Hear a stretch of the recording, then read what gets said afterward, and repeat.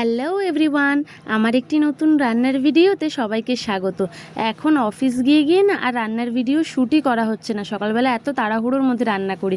তো দেখো, সানডেতে চাটনি বানিয়েছিলাম, সেটারই ভিডিও করে রেখেছিলাম।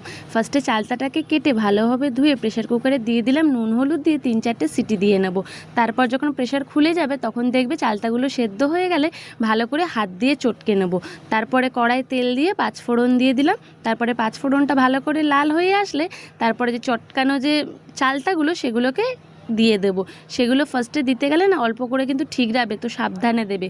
তারপর নুন হলুদ গুঁড়ো দিয়ে ভালোভাবে নাড়িয়ে চাড়িয়ে পরিমাণ মতো চিনি দিয়ে দেবো।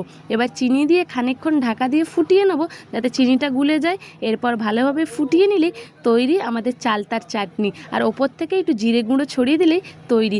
এক কথায় অসাধারণ অসাধারণ। কার কার চালতা প্রিয় আমাকে কিন্তু কমেন্ট করে জানিও। আমার তো বড্ড ভালো লাগে আর দারুণ খেতে হয়েছিল।